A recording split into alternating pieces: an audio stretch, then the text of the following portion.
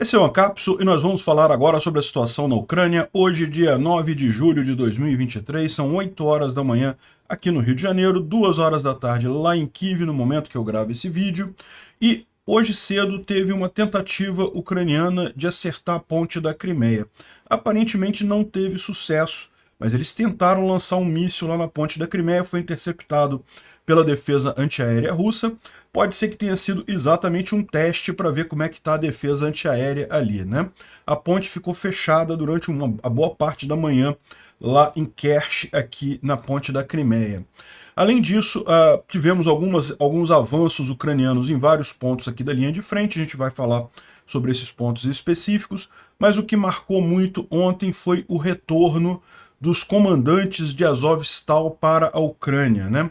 Qual que foi a história? Vocês lembram? As tropas ucranianas ficaram cercadas aqui na cidade de Mariupol logo no início da guerra e defenderam a cidade bravamente durante vários meses. Isso foi crucial para dificultar o avanço russo em outras frentes, né? Os russos precisaram focar muitas tropas nessa região de Mariupol, sendo uma região pequena, mas como era muito importante do ponto de vista estratégico, os russos gastaram muita coisa aqui. E foi um massacre completo dos russos. Perderam muitos soldados, perderam muito equipamento para tomar Mariupol, né? E as tropas ucranianas que resistiram aqui na cidade durante vários meses, no final elas estavam entrincheiradas aqui nessa grande fábrica Azovstal que tem aqui, e eram a 36ª Brigada Marine Ucraniana e o Regimento Azov, que estavam lutando aqui, né? Quando finalmente não teve mais jeito, o pessoal concordou em se entregar para os russos, né? E na época eu falei que era uma coisa bastante delicada, porque para a maior parte dos soldados, eles poderiam até ser trocados, né, com outros soldados russos e coisa e tal, mas para os comandantes ia ser algo complicado. O fato é, esses comandantes acabaram fazendo um acordo para vir para a Turquia. É um tipo de acordo que é feito nesses casos, que é muito comum em guerra. Eles deveriam ficar na Turquia até o final da guerra, mas o Erdogan liberou eles agora. O Erdogan permitiu que eles voltassem para a Ucrânia. O pessoal na Rússia não está satisfeito com isso, não. E eu tenho que confessar para vocês que eu também acho que isso pode ser um problema por outros aspectos. Eu vou explicar aqui, mas enfim. O fato é que o pessoal voltou para a Ucrânia, está todo mundo festejando o retorno dos comandantes do Regimento Azov e da 36ª Brigada de Marine aqui. Os russos não estão gostando nem um pouco dessa história, né? Vamos falar sobre esses e outros assuntos em detalhes. Essas notícias foram sugeridas por O Império da Picanha Contra-Ataca, Super Peter contra as Forças Malignas Sindicais e várias outras pessoas. Obrigado aí ao pessoal que sugeriu as notícias. Obrigado a você que está assistindo o nosso vídeo. Se você gosta do nosso conteúdo, por favor, deixe o seu like, se inscreva aqui no canal, né? Pois bem, vamos começar falando sobre a ponte da Crimeia, ou a ponte do Estreito de Kerch, né, essa ponte aqui que, vocês sabem, né, já foi atingida uma vez pelos ucranianos, conseguiram destruir ela, mas foi destruída muito provavelmente, como a gente viu, por um caminhão explosivo, né? Dessa vez agora, bom, primeira coisa, tá uma tempestade danada lá, o dia lá tá muito chuvoso, tem até um tufão aqui, um ciclone aqui próximo da ponte da Crimeia, mas isso daqui não é o problema. O problema justamente é que, olha só, a defesa antiaérea russa agindo aqui com muita força, tanto em Kerch quanto em Rostov. Rostov é essa outra cidade aqui, ó, Rostov-on-Don, é outra cidade próxima daqui, é uma cidade em que os russos têm o quartel-general deles, que comanda toda a guerra da Ucrânia. Então, isso a defesa antiaérea estava agindo em ambas as áreas, né? Dá para ver aqui os foguetes tentando atingir. Como vocês podem ver aqui, e pelo menos nesse ponto aqui, ó, parece que é um míssil caindo no mar. Então, assim, um míssil foi atingido, foi derrubado com certeza, né? Tem mais imagens da defesa antiaérea ali na ponte de Kerch. Tá vendo aqui os foguetes sendo lançados para supostamente destruir o foguete ucraniano que estaria atingindo ou tentando atingir a ponte, né? Não dá para ver aqui o acerto, né? Não dá para ver ele atingindo o outro míssil, mas enfim, estavam tentando fazer isso. Aqui tem outras imagens, aqui uma imagem mais à distância, não dá para ver se acertou alguma coisa de novo, né? Mas dá para ver aqui essas nuvens aqui.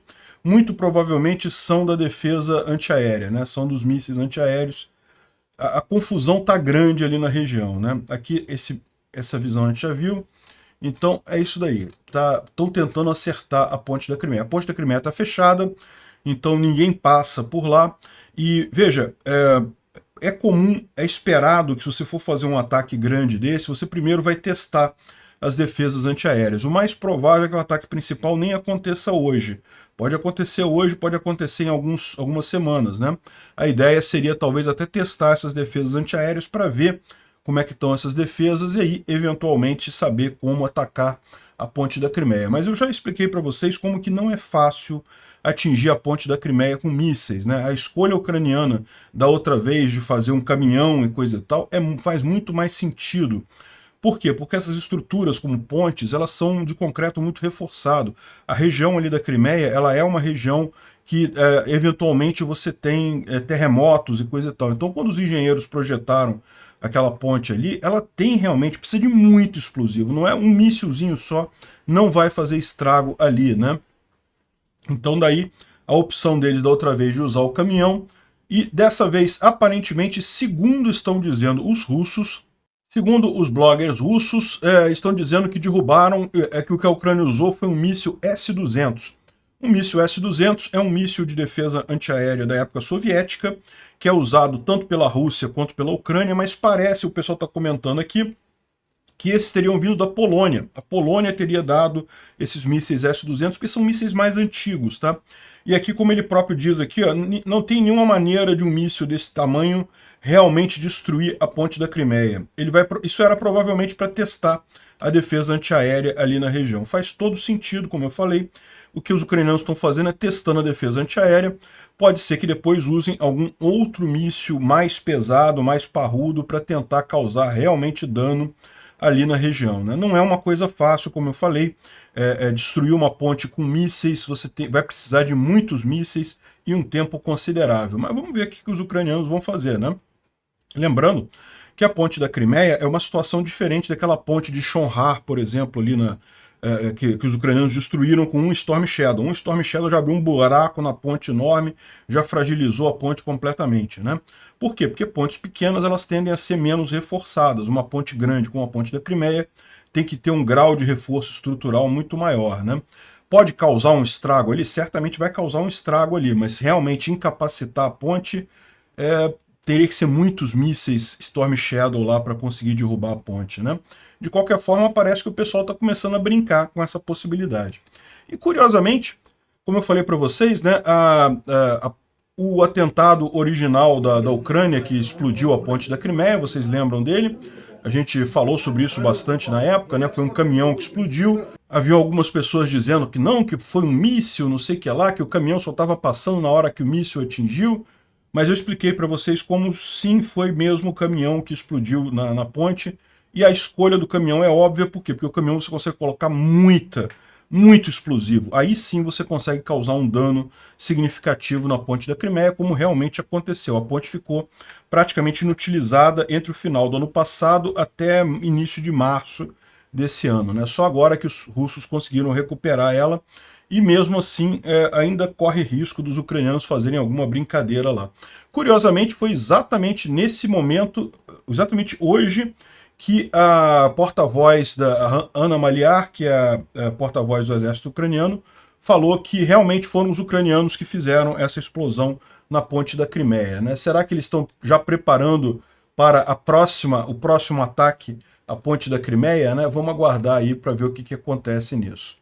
Como esperado, não foi só ali na ponte da Crimeia que teve ação ucraniana de ontem para hoje, como tem acontecido de forma seguida todas as vezes aqui, os ucranianos têm atingido pontos de concentração russos aqui em várias cidades na retaguarda, né? E ontem atingiram Melitopol. Isso foi algumas dessas explosões grandes aqui, né? Agora, informações sobre a linha de frente, né? A linha de frente, a gente não tem nenhuma novidade aqui sobre Kherson. A cabeça de ponte provavelmente continua na mesma posição de sempre. Agora, a gente tem aqui informações sobre Oryhiv, né? Oryhiv é essa linha de frente aqui, em que os ucranianos estão tentando tomar a cidade de Robotny. já estão aqui há algum tempo nos arredores da cidade para tomar ela. E a informação que a gente tem é que os ucranianos conseguiram achar uma brecha entre as posições russas na linha de frente, conseguiram avançar bastante e estão brigando agora nas posições da 16ª e na 7ª Companhia da 71º Regimento de Rifles Motorizados, né? Aqui tem um pouco mais de informação, mostra aqui exatamente o que aconteceu. Eles conseguiram avançar aqui ó, na área do 71º Regimento de Rifles Motorizados. Foi entre Robotny e Verbov esse breakthrough, né, esse avanço ucraniano aqui. Então aqui você tem Robotny, aqui você tem Verbov. Os ucranianos conseguiram avançar bastante aqui e já estão ameaçando a linha principal de defesa russa por aqui, né? Enfim, isso não é... os ucranianos já tinham feito isso antes, mas lembra, isso daqui é a área cinza, é aquela área que eventualmente os ucranianos avançam, depois os russos avançam, conseguem contra-atacar e retomar posições, enfim, essa área está em disputa aí já há algum tempo, né? Não deixa de ser uma boa notícia, mas a gente precisa aguardar um pouco para ver se realmente isso daí vai redundar em alguma coisa mais significativa nessa área aqui, né? Aqui foi um post feito hoje cedo, hoje dia 9, cedinho, pelos bloggers russos lá, mostrando um pouco do desespero deles, né? Então, o que eles estão dizendo aqui? Ó, tá a tradução aqui, ó. Na área de Kamishivka, ou deve ser Kamiansk aqui, essa área aqui, Kamiansk e Orihiv, que é essa outra cidade aqui, ou seja, nessa área aqui mesmo, foi revelado a chegada de jornalistas americanos para reportar o sucesso do contra-ataque da Ucrânia para o encontro da OTAN lá em Vilnius, né? Isso é mentira, certamente, não tem lógica nenhuma isso daí, mas é aquele negócio, né? Mostra o pavor dos russos aí nessa situação. Vocês sabem, vai haver um grande encontro da OTAN em Vilnius, na Lituânia, agora dia 11 de julho, então daqui a 2 dias. Então, supostamente os jornalistas estariam... Eles já sabem que os ucranianos vão avançar, vão conseguir avançar alguma coisa nesses 2 dias, e os jornalistas já estão ali para cobrir a coisa. É mentira deles, mas mostra o desespero da coisa do pessoal ali, né? Bom, aqui também falou que houve um novo breakthrough das Forças Armadas Ucranianas entre Pryutny e Staromayorsk, né? Então, o 394º Regimento dos russos acabou desabando, recusaram a lutar, e justamente porque os prisioneiros não tinham suporte de artilharia nem equipamento, e os ucranianos conseguiram colocar uma entrada aqui entre Pryutny e Staromayorsk. Isso é uma coisa bem interessante. Isso aqui a gente está falando dessa região aqui, de Velika Novosilka, e a situação aqui é que você tem a cidade de Pryutny, os ucranianos já estão bem próximos aqui, lutando por Pryutny, e você tem a cidade de Staromayorsk, que ainda está nas mãos dos russos, né? Pryutny já está na zona cinza, chegou a ser tomada, depois foi retomada, enfim, tá na briga aqui da região. E pelo que eles estão dizendo ali, os ucranianos conseguiram avançar sensivelmente entre essas cidades, né? Entre Pryutny e Staromayorsk, ou seja, conseguiram eliminar uma parte dessa área que está vermelha aqui nesse mapa, o que certamente facilita o avanço ucraniano, né? A situação dos russos aqui em Staromayorsk começa a ficar bastante crítica. Embora eles tenham uma estrada aqui para abastecer as tropas russas aqui em Staromayorsk, essa área aqui mais a oeste, né, ela é uma área mais elevada. Então, se os ucranianos de fato conseguiram avançar aqui, muito provavelmente eles conseguem atingir a estrada que abastece Staromayorsk, e isso vai dificultar bastante os russos manterem as tropas por aqui, né? Aqui em Klishivka, o pessoal está mencionando que os avanços ucranianos continuam aqui em direção em Klishivka. Eles estão acabando de limpar as trincheiras aqui na parte mais alta, nessa elevação aqui a noroeste de Klishivka, e também estão usando muito fogo de artilharia para justamente tentar atingir as unidades que já estão recuando aqui de Klishivka, né? Como vocês sabem, a gente explicou, depois que os ucranianos tomarem essas áreas aqui na parte noroeste, que é mais alta, né? A cidade de Klishivka em si não tem como ser defendida. Ela fica numa região muito baixa, muito fácil de ser atingida a partir dessas posições aqui, então muito provavelmente os russos vão ter que abandonar Klishchiivka, já estariam fazendo isso, e daí os ucranianos estão aproveitando e já usando fogo de artilharia para piorar a situação dos russos ali, né? E outra informação interessante vem de Yakovlivka, também naquela região ali. O 3º Batalhão Mecanizado da 54ª Brigada lá ucraniana fez um grande caminho em direção a Yakovlivka, debaixo de fogo inimigo, até chegar próximo do Surha-Plonna Lake. Enfim, eles deixaram o pessoal ali e ainda avançaram mais adiante. A gente vai entender exatamente aqui, ó. Esse daqui é o caminho que eles fizeram, ó. Saíram de Rozdolivka, fizeram esse caminho aqui, a coluna, deixaram tropas aqui, muito próximo de Yakovlivka aqui embaixo, né? Vamos dar uma olhada aqui nesse mapa, que aqui a gente tem a ideia. Aqui a gente está falando justamente do flanco norte, né, aqui de Bakhmut. Bakhmut está aqui. E Klishchiivka, que a gente acabou de falar, é essa cidade mais aqui ao sul, já está na zona cinza aqui, em disputa. Mas um grande problema que os ucranianos têm é justamente esse flanco norte aqui, que os russos conseguiram avançar muita coisa, principalmente tomando Soledar aqui. É fundamental os ucranianos recapturarem Soledar para poder retomar Bakhmut. É muito difícil retomar Bakhmut sem Soledar, né? Então, e para tomar Soledar, o melhor caminho é Yakovlivka. Yakovlivka fica no alto também, tem dominância sobre Soledar. Então foi exatamente assim que os russos fizeram para tomar Bakhmut lá atrás. Eles primeiro tomaram Yakovlivka, depois tomaram Soledar e de Soledar tomaram Bakhmut, né? Então os ucranianos estão fazendo o mesmo processo, estão partindo aqui em Rozdolivka, fizeram esse caminho, aqui nesse lago aqui eles deixaram as primeiras tropas e depois avançaram mais um tanto até aqui embaixo, ou seja, eles estão disputando nessa área aqui, né, visando já atingir ou retomar Yakovlivka, né? Isso daqui é a imagem que é mostrada nesse vídeo aqui dos tanques ucranianos avançando ali. Lógico, os russos estão bombardeando, né? Evidentemente, essa área é controlada pelos russos, mas aparentemente os ucranianos conseguiram sim deixar as tropas nos lugares esperados, ou seja, começaram aí a preparar essa ofensiva ali na região, né? O Instituto para o Estudo da Guerra, ele fala aqui sobre os 500 dias da guerra, né? Os 500 dias da invasão completa da Ucrânia, da tentativa de tomada completa da Ucrânia, né? É lógico, a gente sabe, essa guerra vem desde 2014, na verdade. Foi no dia 20 de fevereiro que os russos começaram a invadir, a tentativa deles de invadir a Crimeia de forma ilegal e absurda. E ali que começou essa guerra, né? Então já tem, na verdade, 3.000 e tantos dias aí de guerra, mas em 22 de fevereiro do ano passado, 24 de fevereiro do ano passado, é que teve essa tentativa russa de tomar totalmente a Ucrânia, né? Como eles falam aqui, a ideia tinha a intenção de tomar Kiev em 3 dias, mas falhou em conseguir qualquer um dos objetivos na Ucrânia, né?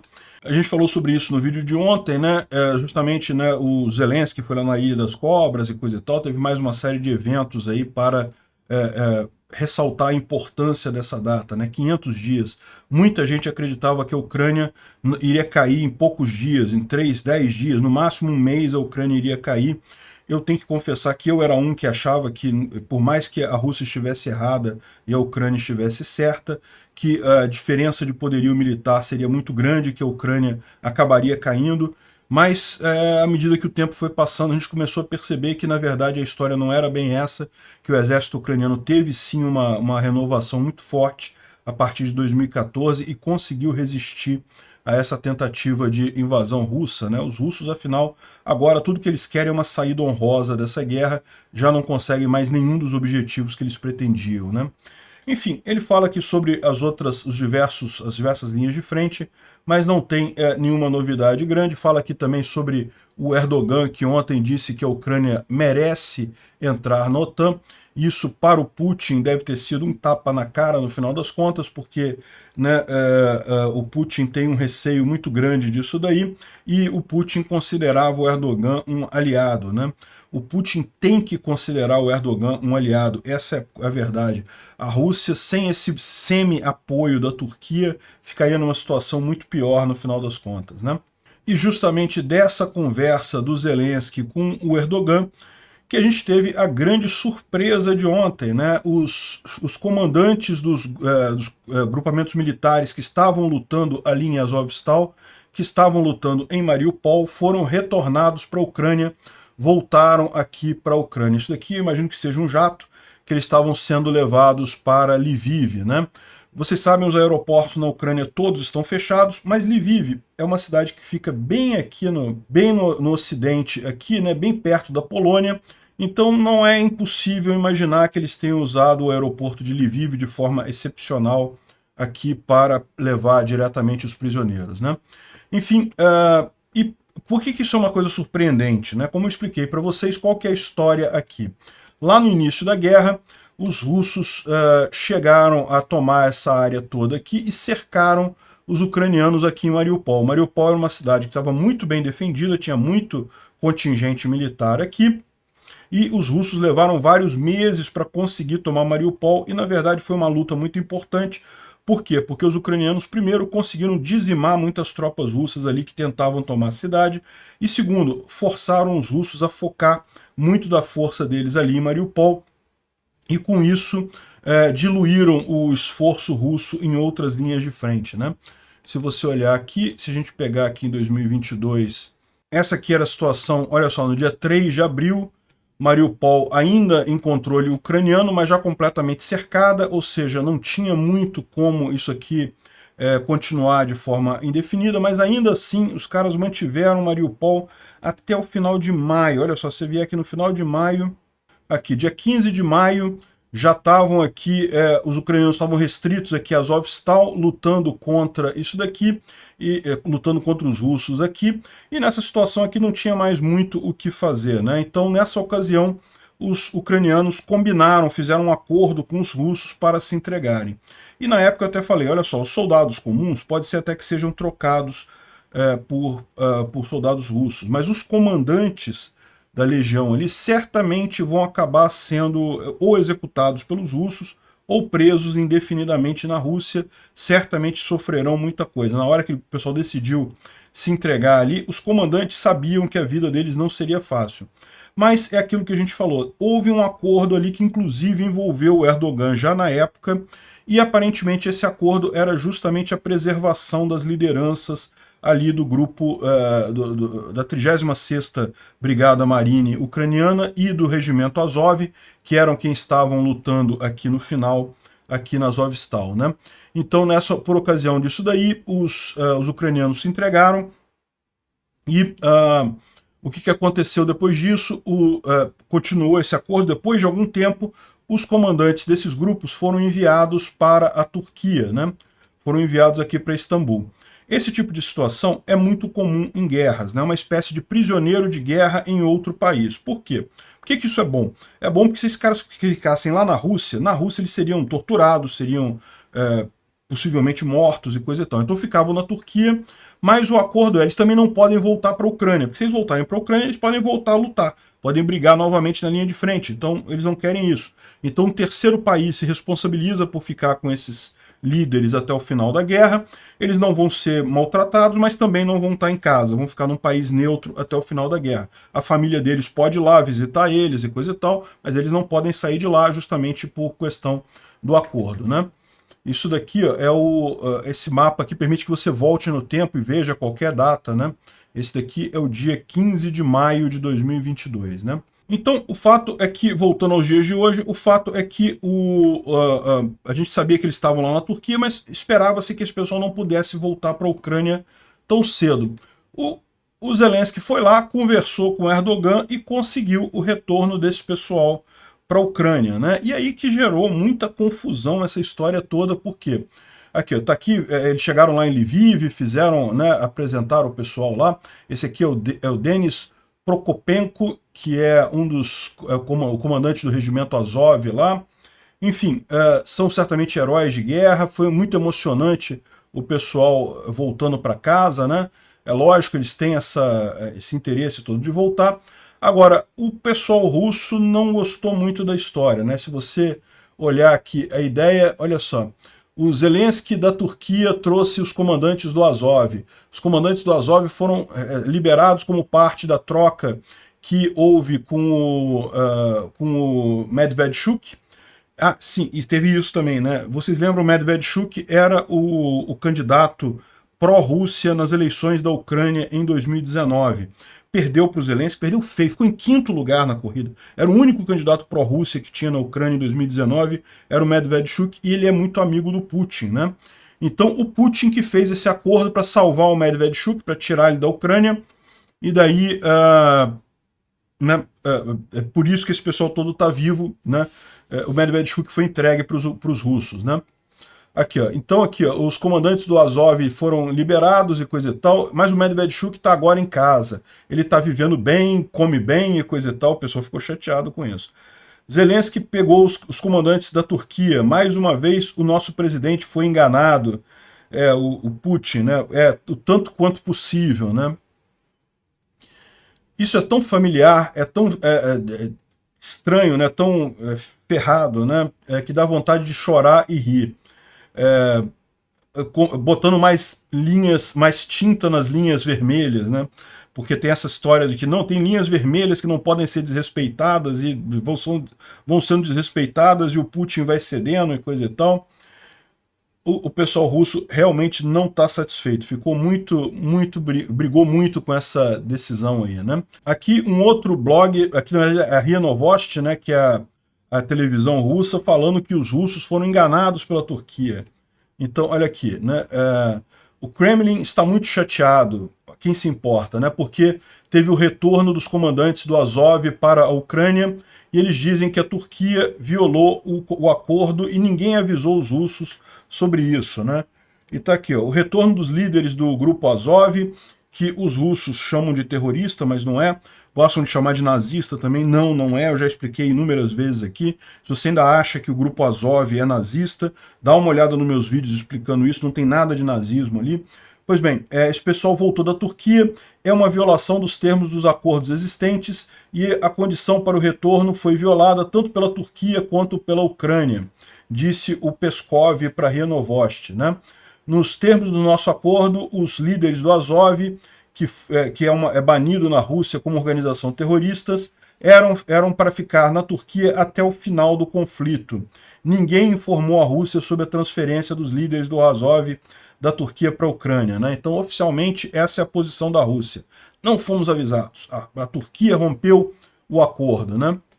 E aqui tem mais uma explicação que algum comentarista militar conseguiu lá. Olha só o que o pessoal está falando aqui, ó.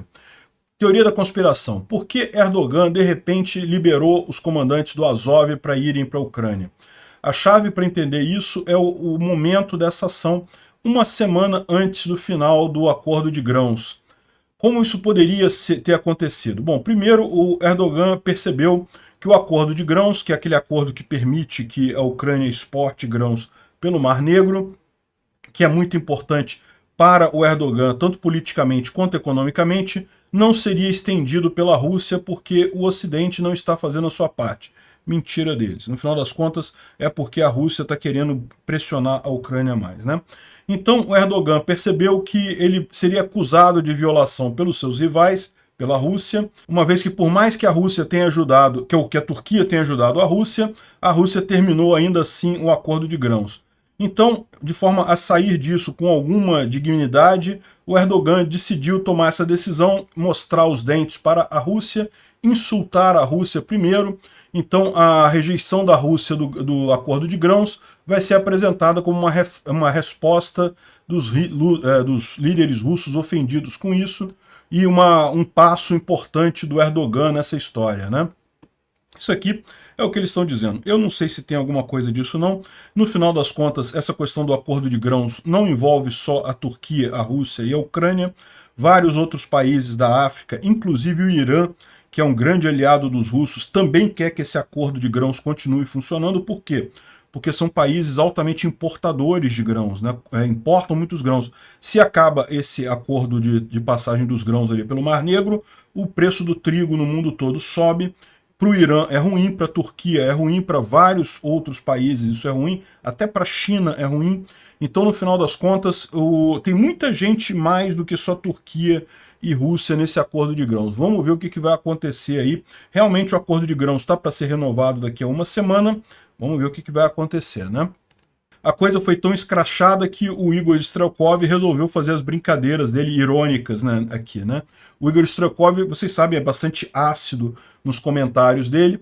E aí ele fala aqui, ó, de acordo com o departamento analítico da agência ABS, a operação para urgentemente retornar os comandantes do regimento Azov para a Ucrânia foi feita por requisição da administração presidencial, de forma a distrair a opinião pública das consequências da rebelião do grupo Wagner, que na verdade nunca aconteceu de verdade, né? Ou seja, ele está brincando, evidentemente, mas está dizendo que o Putin que quis fazer isso para distrair o público, ao invés de criticar ele pela rebelião do grupo Wagner, vai passar a criticar ele pela liberação dos prisioneiros que estavam na Turquia. De acordo com outros experts, o presidente Lukashenko, que é muito provavelmente o próximo ministro de Relações Exteriores do Estado Unido sobre a suprema liderança de Prigozhin, pessoalmente disse que Erdogan poderia fazer essa requisição no lugar de Putin, né? Ou seja, eles estão dizendo que já é o Prigozhin que manda em tudo e que o Putin já é um fantoche manipulado pelo Lukashenko via o Prigozhin mandando no Putin via o Lukashenko. Ou seja, né, o cara tá chateado com o que aconteceu. É verdade, ele tá criticando muito o Putin aqui, né? Ainda teve mais, ainda veio com essa outra aqui, ó. Eu, se fosse o Vladimir Vladimirovich, que é o Putin, né? Eu não arriscaria aceitar a proposta do Erdogan de encontrar com ele na Turquia, porque a probabilidade começa a ficar muito alta de o Erdogan esquecer de avisar ao presidente russo sobre a viagem para Haga, né? Para o terminal de Haia, né? Ou seja, vocês sabem, o Putin está com um mandato de prisão no Tribunal de Haia. Qualquer país que seja signatário da convenção lá de Haia é obrigado a prender o Putin. A verdade é que esse tipo de coisa, existe uma certa licença nisso daí. Se o país não quiser prender, não prende, mas existe um risco. Cada vez que o Putin bota o pé fora da Rússia, existe esse risco, né? Então, o que o Strelkov está falando aqui é justamente que, olha só, se fosse o Putin, eu não ia na Turquia, não, né? O Erdogan está querendo se encontrar com o Putin na Turquia, mas eu, se fosse o Putin, não iria lá não, porque está arriscado chegar lá e o Erdogan prender ele e mandar para o Tribunal de Haia, nesse caso, né? Aqui é mais um pessoal querendo nominar o Putin para Cookhold do milênio, né? Se você não sabe o que é Cookhold, por favor, não procure na internet. Você não quer saber o que é isso, mas é uma coisa meio degradante do ponto de vista sexual e estão, portanto, ofendendo o Putin nessa história, né? Então eles estão dizendo aqui que, olha só, pode ser ainda que tenha sucesso a extensão do acordo de grãos, e aí, nesse caso, o Putin ganharia o prêmio de Cookhold do milênio, né? E fizeram uma outra montagem com isso daqui também, ó, em várias situações em que o Putin disse: eu fui enganado, eu fui enganado, eu fui enganado. Olha só. Надули, просто нагло обманули. Нас просто водили за нос, обманывали. Нас просто надули. Обманули дурачка на 4 кулачка. Кинули просто. Грубо кинули. К сожалению, нас в очередной раз обманули. Надули. Нас обманули в очередной раз, как я уже сказал. Em todas essas ocasiões ele está dizendo que foi enganado, não sei o que lá, não sei o que lá. Ou seja, começa a pintar uma imagem do Putin bem fraca lá na Rússia por esse tipo de situação, né? Ou seja, a situação lá realmente está transparecendo essa fraqueza do Putin nessa história. Agora, eu quero deixar um ponto importante aqui. Eu não sei se essa coisa foi uma jogada muito inteligente, não, tá? A menos que tenha alguma coisa a mais nessa história toda aí. Por quê? O que acontece? Uma vez que você desrespeitou esse acordo, você não tem chance de fazer outro acordo nos mesmos termos durante essa guerra. E a gente não pode descartar a possibilidade de, em algum momento, em alguma ação aqui, mais soldados ucranianos serem capturados e que poderia fazer um acordo desse tipo, de fazer, né, de enviar esses soldados que foram presos para a Turquia ou para algum outro país neutro para evitar esse tipo de coisa, e agora a verdade é que não vai acontecer mais isso, né? Então, eu sinceramente não sei se essa foi a melhor alternativa. Eu gosto muito de acordos sendo cumpridos, né? É verdade que essa questão, o principal rompedor de acordos aqui é o Putin, né? Rompeu o acordo do Memorando de Budapeste, que ele prometia respeitar as fronteiras da Ucrânia em 1991, rompeu o memorando, o acordo de Minsk, os 3 acordos de Minsk, na verdade. Então, ou seja, o Putin é mestre em desrespeitar acordo, mas a verdade é que toda vez que você desrespeita um acordo, você fecha uma porta, aquele acordo você não pode mais fazer outras vezes, né? Então, eu não sei se foi uma coisa tão boa assim do ponto de vista de longo prazo. Além disso, ainda tem muitos soldados do Grupo Azov que estão em prisões russas, que ainda não foram trocados por soldados russos. Então, ok, você salvou os comandantes, mas você pode ter colocado esses soldados numa posição muito pior. Pode ser que os russos descontem nesses soldados do Grupo Azov, né? Eu, sinceramente, não sei. Mas, enfim, eu imagino que eles estão mais por dentro, né, têm mais informações do que eu, tomaram a decisão correta. Sem dúvida alguma, a volta desse pessoal é uma notícia boa, mas eu fico meio receoso com isso por conta dessas observações que eu fiz.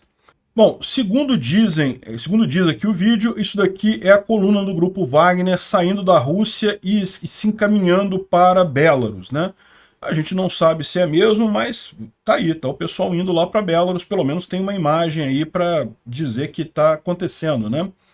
É uma força considerável no final das contas. Também a gente tem a informação de que o Kadyrov saiu de férias. Ele resolveu passear e deixou agora o Muslim Khrushchev, não sei quem é esse cara, como comandante das forças ucranianas, ou desculpa, das forças chechenas na Ucrânia, né? Então é isso daí, o Kadyrov saiu de férias. A gente tem a informação aqui de que os ucranianos conseguiram invadir uma conferência de Zoom em que se discutia a questão das crianças ucranianas, o envio de crianças ucranianas para a Rússia e coisa e tal. Pegaram um monte de informação aqui, um monte de nome de pessoas, um monte de ações que estão sendo tomadas, ou seja, muito interessante isso daí, justamente para poder não apenas tomar ações para repatriar essas crianças, mas também responsabilizar essas pessoas no Tribunal Internacional, né? Bom, Portugal se tornou o 23º país a apoiar a entrada da Ucrânia na OTAN. A OTAN tem nesse momento 31 países, então já temos 23 aí com votos positivos. Estamos chegando perto, né? Outra informação que surgiu é que o Teplinsky seria o novo comandante das operações da Operação Militar Especial, né? Da guerra na Ucrânia.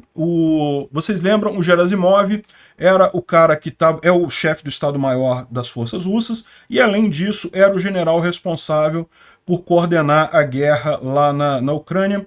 E ele está meio que sumido desde o dia 24 de junho. A gente continua sem saber onde é que ele está. Como eu falei no vídeo de ontem, existe uma possibilidade apenas, do pessoal do Prigozhin ter sequestrado o cara, tá mantendo o cara em cativeiro. Pode ser isso? Pode ser. Né? Isso garantiria que o Putin vai cumprir a parte dele do acordo, justamente porque, se não cumprir, o pessoal entrega a cabeça do Gerasimov numa caixa, né? Então, o que seria mais humilhante para o Putin ainda. Enfim, só que, lógico, os russos precisam de alguém para coordenar a guerra lá na Ucrânia, então, aparentemente, ele continua como chefe do Estado-Maior do exército russo, né, das Forças Armadas russas, mas agora quem está comandando as operações na Ucrânia é esse rapaz aqui, o Mikhail Teplinsky, que é um general do VDV, né, das Forças Paraquedistas Russas. Como esperado, a imprensa russete internacional já está falando aqui que a Ucrânia está mandando, que os Estados Unidos estão mandando bombas fragmentadas para a Ucrânia, proibidas em mais de 100 países. A gente já explicou isso tudo aqui para vocês. Os russos já estão usando essa bomba e a informação interessante que tem aqui é justamente que a taxa de falha, as munições cluster russas tem uma taxa de falha de 40%, ou seja, é muito pior. A taxa de falha das americanas é 2%. Por que a taxa de falha é importante? Quando você joga essas munições cluster, elas explodem e jogam um monte de pequenas munições. E o problema é quando essas pequenas munições, uma parte delas não explode. Nas russas, 40% não explode imediatamente. E aí o que acontece? Aquilo ali vira uma armadilha para no futuro uma criança pisar naquilo ali, né, e acabar explodindo e coisa e tal. E como o pessoal fala, parece brinquedinho aqui, tá vendo aqui? A coisa parece uma bolinha, aí a criança acha que é um brinquedo, pega aquilo, a coisa explode na mão da criança. Então, as americanas têm menos problemas, são só 2% que explodem, que não explodem nessa situação, né? Ou seja, que ficam como um risco depois. As russas são muito pior. E os russos já estão usando isso desde o primeiro dia da guerra. Usam o tempo todo, usaram outro dia em Lima, usaram em Kharkiv, uma cidade enorme lá, um monte de gente atingida na região, ou seja, não tem essa não. E nem a Ucrânia nem a Rússia são signatárias dessas bombas que são proibidas. Entre esses 100 países aqui, na verdade, é Europa, praticamente Europa e alguns outros países fora de lá. Nem Estados Unidos, nem Brasil, diga-se de passagem, nem a Rússia, nem a Ucrânia subscrevem esse tratado, né? Bom, e uma notícia ruim, mais uma vez o Brasil fazendo o errado, importando diesel sujo de sangue. Sujo de sangue por quê? Porque é um diesel que está ajudando os russos a matar ucranianos. Lá um absurdo, o Brasil está importando diesel da Rússia, não deveria fazer isso. Ah, mas está barato, vai facilitar. Eu só quero me dar bem, eu que tenho que me dar bem, né? Então não importa se está morrendo gente lá, eu quero me dar bem, quero diesel barato para abastecer. Vai se ferrar você, isso vai se voltar contra você mais adiante. É um absurdo admitir diesel sujo de sangue aqui no Brasil. Deviam parar de importar essa coisa o mais rápido possível. Infelizmente, Bolsonaro também cometeu esse mesmo erro que o Lula no caso do diesel, né? Enfim, é muito triste isso. Dá realmente vergonha de ver o Brasil fazendo esse tipo de coisa. Obrigado por assistir o vídeo até o final. Além de curtir, compartilhar e se inscrever no canal, considere se tornar patrocinador com valores a partir de R$ 1,99. Clique no botão Seja Membro abaixo para saber as condições e vantagens de patrocinar o canal. Mais informações sobre o nosso projeto, visite nossos sites indicados na tela.